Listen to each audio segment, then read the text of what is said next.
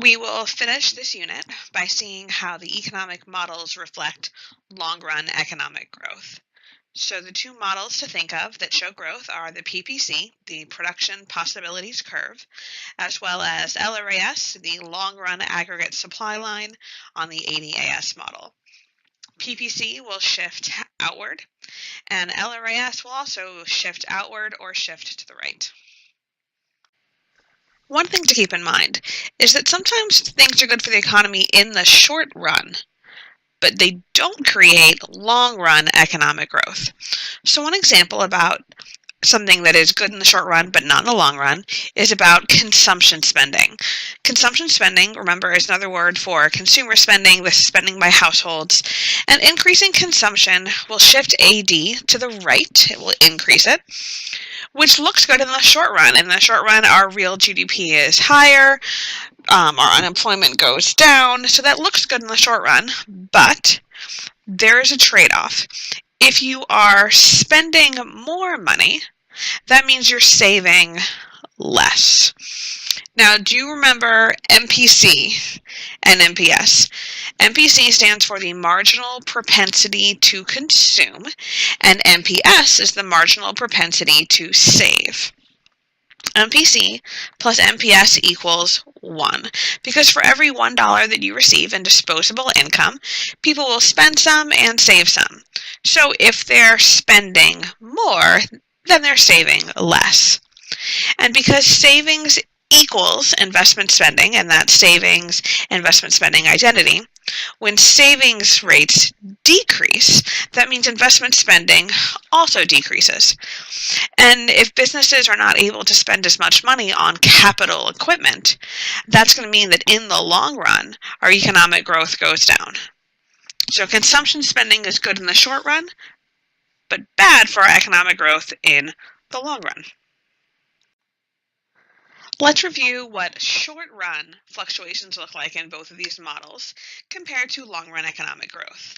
So for the PPC's perspective, a short-run fluctuation could be a movement within the PPC.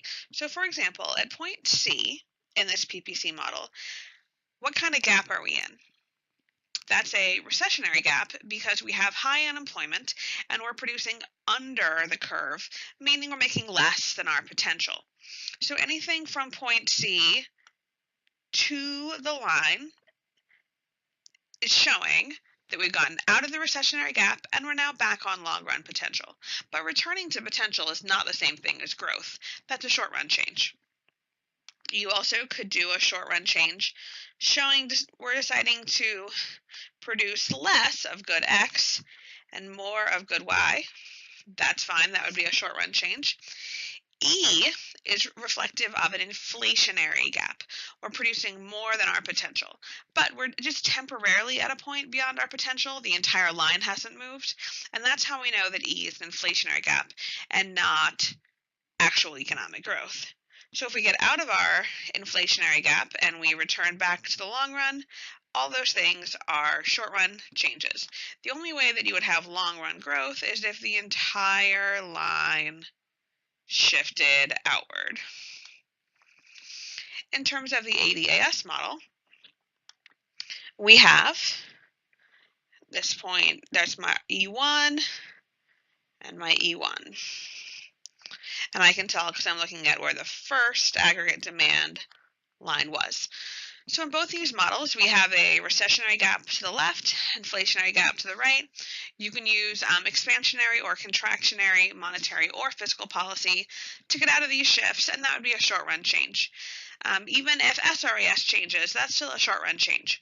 The only way we have a long-run change is if the long-run aggregate supply curve has shifted. In terms of the production possibilities curve, which remember is sometimes called the PPF or production possibilities frontier, long-run growth means we have a sustained increase. So a short-term increase could be an inflationary gap, but the economy hasn't actually changed, it hasn't caught up. A sustained change means that for more than 1 year, we're going to be able to produce a higher quantity of goods. So you can see here that our ability to produce both goods, both ends of this PPC, have increased, they shifted right. That's long run growth. Here, this is one way of looking at the business cycle. The business cycle is constantly fluctuating. It has downturns, which we call recessions. Sometimes they're called contractions of the economy. At the bottom, you're in the trough. Then the upturns are called expansions or recovery. And the top is the peak. But if you remember from the one that we drew at the beginning of class, these downturns and upturns had this line that went through them that we called the upward trend.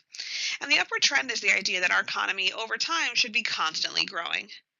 So looking at this model with more details, you can see that this straight line here is the potential output. Potential output is YP. So that is our long run potential. And you can see that our long run potential has increased over time. That would be the upward trend. That would also be us seeing LRAS shifting to the right. If our potential is increasing, then LRAS must be shifting right. You can see anytime that we're not on the potential, we have a gap. So here, if we are higher than potential, that would be a inflationary gap. And if we are lower than potential, that would be a recessionary gap. Anytime we're on potential, then we're at long run equilibrium. Our actual output equals our potential output. And we would label the actual output on the ADAS model as YE. So you can see here that this light blue line that's going up and down is the actual business cycle. But the darker solid straight line is showing our economic growth as our potential increases. Everything up to this point has been review for the most part. We're going to add more to our concept of PPC starting now. So we have looked at production possibilities curves primarily as the ability to produce two different individual goods. Are you going to make pizzas or calzones? Are you going to make robots or t-shirts? But those are more micro examples. We also can look at production possibilities curves in terms of categories of goods. And that's looking at it at a broader scale, a more macroeconomic way of looking at things. So the two categories that are often broken down are consumption goods and investment goods. Consumption goods are goods that are used up. They are consumed. So you can see food, clothing, and entertainment. These things don't produce other goods. I like to think of consumption goods as a country that produces Cheetos and Kleenex tissues, right? Nothing wrong with either of those two products. You can certainly create jobs, you can sell them, you can have a decent quality of life. But Cheetos and Kleenex don't produce any other goods. So once they are purchased and consumed, that's the end. Nothing further will come out of those products. Whereas investment goods are often called capital goods because these things are tools, they're equipment, they're goods that produce other goods. If your company decides to invest in technology, in microchips, in computer machinery, and even commodities like steel that can be used to produce other goods, those things are going to give you a greater ability to grow in the future because those goods are not disposable. So as you can see here, we have a PPC labeled where we have the two different categories of the goods. And then you can produce at any point on the PPC. So at point A, this economy is producing only investment goods, 100% investment goods, and no consumer goods whatsoever. At point B, they are still producing primarily investment goods, but some consumer goods. And as we move along the curve, we're making more and more and more consumer goods till point D when we're making only consumer goods and no investment goods whatsoever. Let's look at how these two categories of goods impact the growth rates of economies. So let's say that two different imaginary nations, nation X and nation Y, have the same production possibilities in 2010. So they're starting out with the same potential. They can make equal amounts of both of those two goods. But nation X chooses to produce at point A. So they're going to be producing mostly consumption goods, some investment goods, but mostly consumption goods. And nation Y is choosing to produce at point B, where they will be spending most of their focus on investment goods and making some consumption goods as well. Now, which nation do you think will grow more? Nation Y or nation X? Okay, and then think also, will they both grow? Okay, stay tuned. Both nations will experience growth. The reason why is that neither of them are producing here. Neither of them are making 100% consumption goods.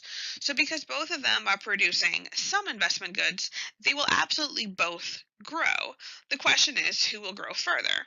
And nation Y will experience more growth because the goods that they choose to spend their resources producing are either investment goods or capital goods, and those goods produce other goods, so they have a higher growth potential.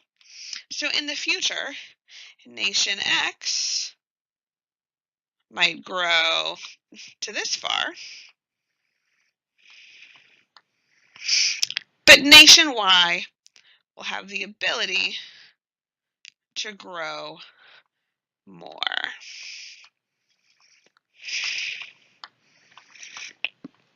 Now, what's important to keep in mind is that there isn't a right or wrong answer. There isn't a bad choice. Because as we saw, both countries are growing just at different rates. And growth rates are really individual choices. Do you want rapid growth? Knowing that with rapid growth, you might have environmental damage, you might have inflation, there might be other issues to deal with. Some countries want slower growth that they consider to be more sustainable. Or nation X might decide that they really need more consumption goods, that that's their focus of their economy. Maybe that's what they would like to be known for. They're filling a certain role in the global economy. So nations can pick to be wherever they want.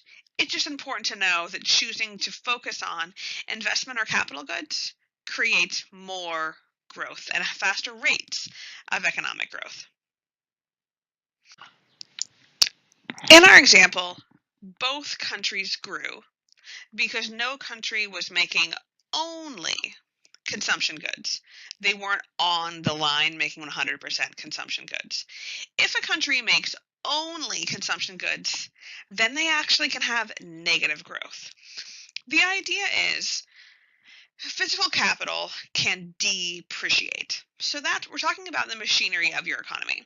So let's say you bought all new machinery, we have new technology, we have new equipment, and then we just stop spending money on that equipment and machinery for 10 years, for 20 years.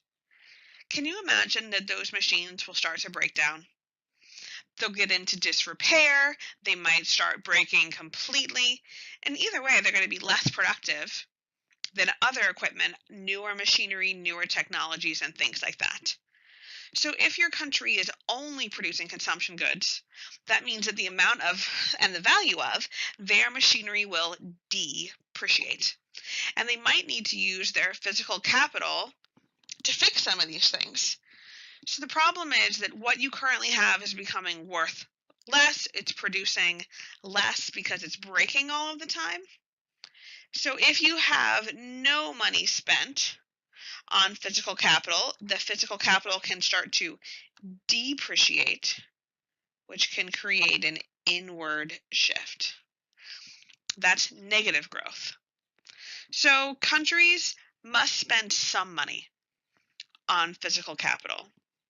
They need to spend at least enough to keep up after the depreciation. So let's say spending enough to fix the broken machinery, that's breaking even. Spending more creates growth. So if you spend nothing, it depreciates, inward shift. If you spend just enough to keep up with depreciation, then you're breaking even. You're not growing, but you're also not having an inward shift. If you spend more than enough to keep up with depreciation, you can have economic growth. That would be a right or an outward shift. Moral of the story. We've seen that nations that invest in physical capital are going to shift outward. They're going to have their PPCs grow. But that is just one of the three factors of productivity that can lead to long run growth. So nations can also choose to invest in human capital or technology. Any of those things will increase your productivity and will make your economy grow at a faster rate than nations that don't focus on those things that aid productivity and focus instead on consumer goods. All of that is about the production possibilities curve. Now let's focus on LRAS. In the long run, the line that shows us growth is going to be the long run aggregate supply curve. And this shows us the relationship between APL and real GDP, or our overall output, when all prices are flexible. Remember, prices are sticky in the short run and they're flexible in the long run. That means that if your labor costs, your nominal wages, continue to go up or become unsustainably high from a business's point of view, in the long run, you can do something about it. You can hire new workers, different contracts. You can decide to hire fewer workers and to have more machinery or more equipment, automate your process. There's things you can do with wages. Other prices like commodity prices, you're also not stuck with in the long run. Because in the long run, if something you need to produce your product is costing too much, you can probably find something else to use as a substitute to save you money. So long run is when prices are flexible. Our long run aggregate supply curve shows us our potential output, our YP. We've seen that YP always goes to the bottom of LRAS. But our potential output actually isn't something that's constant. It changes, it grows.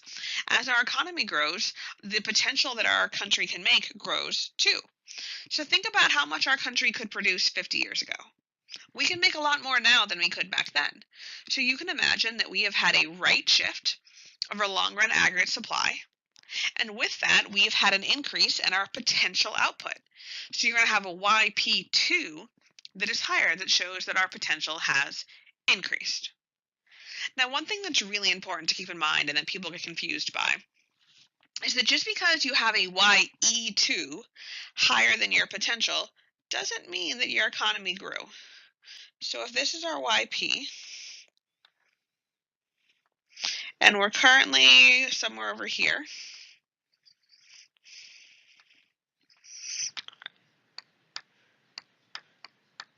that is not growth.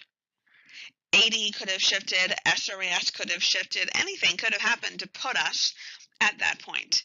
But do you see how our potential hasn't changed? Our YP isn't bigger. The only way that we really have economic growth is if LRAS shifts to the right, and we're going to have a YP2 as well to show us this change. What I just drew is temporary. If our long run hasn't moved, then we're just in an inflationary gap where prices are high, unemployment is low, but it's not going to stay that way. Something is going to change to put it back. The only way we have growth is when long run moves. Wanted to review one more time what it looks like on an ADAS when we have economic growth. So of course, as we keep saying, economic growth will have our long run shifting to the right. And if our long run moves, then our YP moves as well. Now that said, things that increase long run productivity also have short run effects. If you're going to be better off in 10 years, you're probably going to be better off soon as well. So we can assume that short run aggregate supply also shifts to the right, and all three lines perfectly match up. The reason that matters, if you think way back to when we learned about this model, the idea was we are always on the short run. That's why if you're drawing some sort of model like this and you don't know where equilibrium is, equilibrium can't be at the top because that's where two supply supply lines meet. Equilibrium can't be at the bottom because that's long run and AD. We learned they were always on the short run, so it would be there. Now, the reason that this all matters is that without short run shifting, you couldn't put equilibrium here because we're always on the short run. Where would that be? That would still be at this point. So when long run moves, short run moves too. And that's going to give us a YE2 and a PE2 and everything lines up. If our economy had negative growth, that is possible. Let's see what that would look like. Okay, so we're going to have our E1, LRAS. This is, of course, very hard to draw small with my cursor, but I will do the best I can. So something that would have negative growth could be maybe there's a plague that kills the workforce. Maybe there's some sort of war and our infrastructure, our highways, our internet are destroyed and it takes years to rebuild. That could be a long run decrease. Things like that. Almost ready to draw the shift. All right, so let's say there is a plague. Well, not only are people going to not be able to work in the long run, so that will decrease to the left. And if that moves, then we have a YP2 and a YE2. We're going to have the YE2 there when the equilibrium gets drawn. I'm kind of jumping the gun.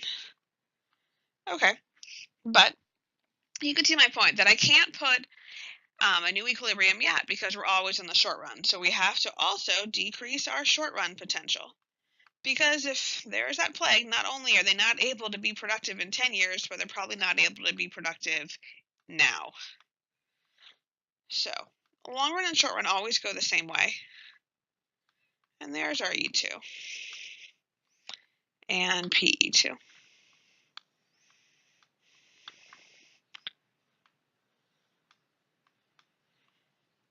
All right. Let's add something new. We've talked plenty about how growth comes from LRAS shifting. And that's productivity, and productivity also shifts SRAS. But here's the new twist. There is a possibility sometimes when a shift in AD can actually eventually lead to long run growth. That happened if the shift in AD was caused by an increase in investment spending. So here's how this works. If investment spending increases, that will increase AD because there's more demand, they're buying products and these things. If businesses are spending their money on capital, stock, and equipment, those are things that lead to productivity. So the investment spending in the short run shifts AD, but in the long run, that money spent on capital, stock, and equipment leads to an increase in productivity, which can lead to an increase in SRAS and LRAS. So sometimes investment spending can lead to not just a short run shift of AD, but a long run change in our economic growth. Now that said, consumption spending does not create economic growth. So remember, other things shift to AD too. Consumption spending, government spending, net exports, any of those parts of GDP will increase AD. But consumption spending, as we recall, is money that is taken away from savings. This is spending by households. They're not buying money on capital equipment. So consumption spending is only a short-run effect. It will not create long-run growth. Government spending could go either way. If you think back on the last unit to how government spending can decide if they are focusing on something that leads to productivity. then it can create growth. So if the government is spending money on infrastructure, on health systems, on physical capital, on technology R&D, all those things we talked about that government can do to increase productivity have the potential to lead to long-run growth. So if you see a multiple choice or an FRQ question about this, what you're looking for is if it mentions the long run. So investment spending and even sometimes government spending can create long-run growth if they're spending money on those things that increase productivity. So in a multiple choice question, look for something about those things that increase productivity. If it's an FRQ and you have to explain, you would explain, if they're spending money on things that increase productivity, then it leads to long-run growth. Otherwise, just a short-run shift that'll shift back in the long run. Remember how AD shifts, if they're not on something long run, will eventually self-correct. Let's test how these things really work. Go ahead and try this on your own. Circle what's in the parentheses if we're increasing or decreasing for what you think is going to happen for this situation, and then we'll go back and check your work. So pause this and try it on your own. Okay, situation 1, dealing with a recessionary gap using monetary policy. So of course, monetary policy is all about the Fed's control of money supply. And if there is a recessionary gap, we need AD to increase, and whichever way money supply goes, aggregate demand eventually goes too.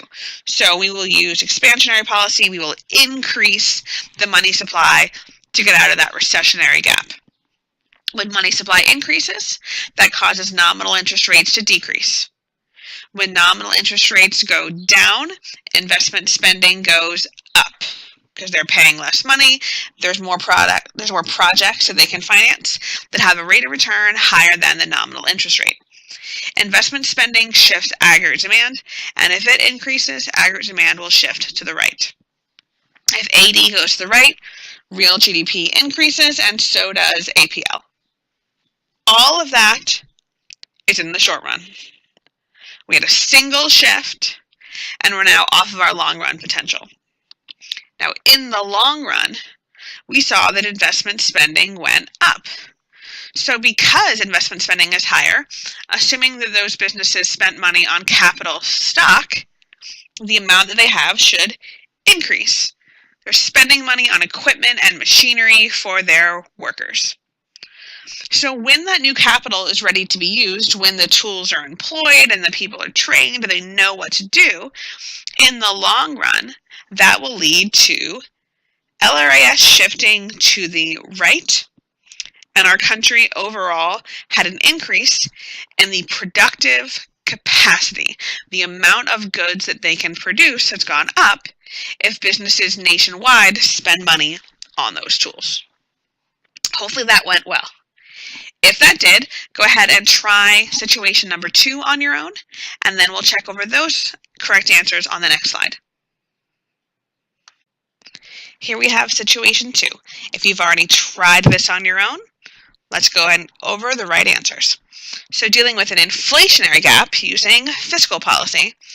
If there is an inflationary gap, we need AD to shift to the left, so the government spending should decrease. If government spending decreases, AD shifts to the left. Now let's go back to another model, the loanable funds model. If the government was borrowing to finance some of the government spending, the fact that they now are spending less money means they'll decrease the amount of money that they needed. Government borrowing affects the demand for loanable funds. So if they demand fewer loans, real interest rates will decrease. Investment spending, if they see that interest rates have gone down, investment spending can go up, AD shifts to the right. In the long run, we're kind of where we were before in the last example. Investment spending has increased. If they're spending money on capital stock, the amount of capital stock that the economy has will grow more than it would have before this change to investment spending. And with more capital stock, Long-run aggregate supply will shift to the right and the economy will increase at a faster rate than it would have without this change. Finally, let's practice. If each of these situations would create more economic growth, so LRAS would shift to the right, or if they would decrease economic growth, and LRAS would shift to the left. There is not going to be a move along the curve for LRAS, so the options are just shifting to the right and shifting to the left.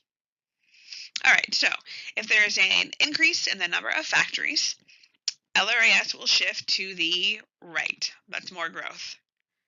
If there is an improvement in manufacturing technology, LRAS will shift to the right. If a flood destroys 10% of arable farmland, and by the way, arable means farmable or fertile farmland, that's going to create negative growth. That'll hurt us, so LRAS will shift left. If there is an increase in the number of students graduating from college, that will help our economy and long-run growth. It'll shift right. And new projects add to existing public infrastructure. This will be a right shift as well.